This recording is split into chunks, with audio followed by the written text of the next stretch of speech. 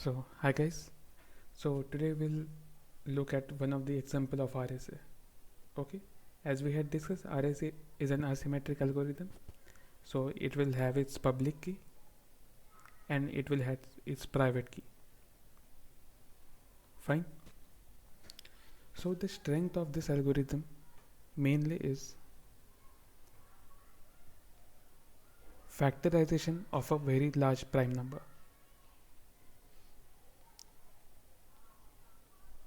Factorization of prime numbers. Okay. You'll get it once we proceed with the example. The first step is, let us consider two numbers p and q.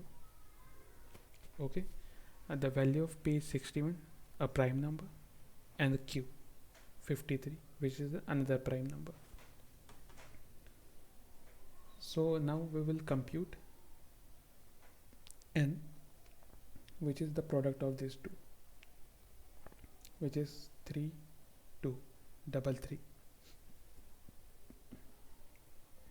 Okay, now we'll find out the totient function of these two. So what will be a totient function? It will be a totient function of p into totient function of q. And as we saw, this is the special case of totient function. If the number given is a prime number, we could simply write it as p minus 1 into q minus 1. Okay, so p here is 61, so 60 into q is 53, so it's 52. So totient function of product of these two prime numbers is 3120. Now listen carefully.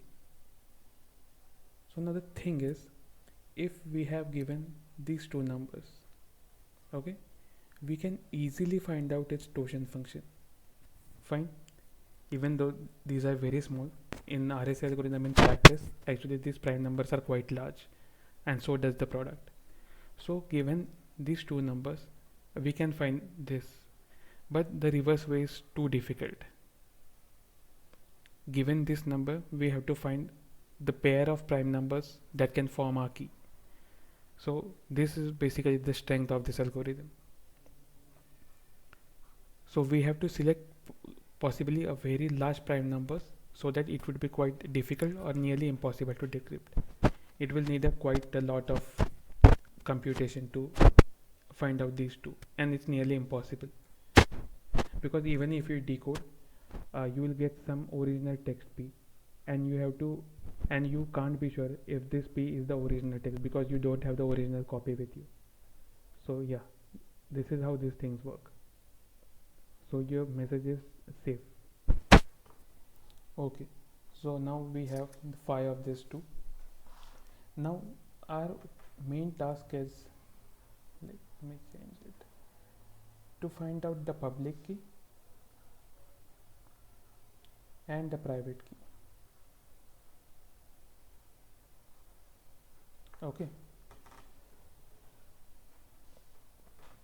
so we'll first find out the public key e. We can e is anything between 1 and phi of n, which is 3120 here, and e can take any value between these two. It's equal to from 1 to this value, and that will be our public key. Okay, and once we select the public key, we have to find out the private key d. Okay, and this is where our modular arithmetic concept comes into picture. We have to select d, which is the private key, in such a way that the product of public key and private key is equal to 1 mod phi of n, which is the totient function. And we know, as we had discussed, if e and phi n are co-prime, there always exists a number d, which when multiplied with e gives a remainder of 1 when divided by phi of n. What I mean to say is, if e and totient function of n are co-prime, okay, then there will always exist a number here which when multiplied by e will give the remainder as 1,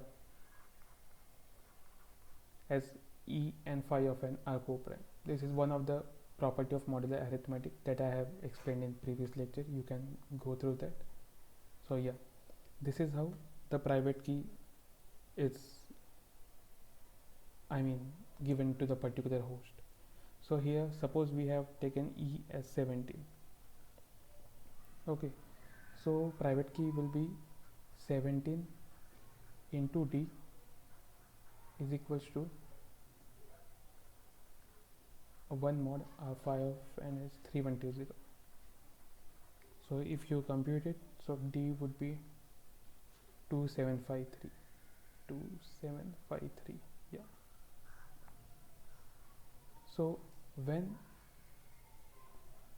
any host, suppose here we will take b, if it has to send or receive messages from any other host, okay, so this 17 and 3753, these are the public and private key with this b which would be using to encrypt and decrypt the messages, okay. So this is our RSA algorithm. So I'll design some interesting quiz or some practice problem related to this, and I'll post the link to the document in the description, okay. Yeah, thank you guys.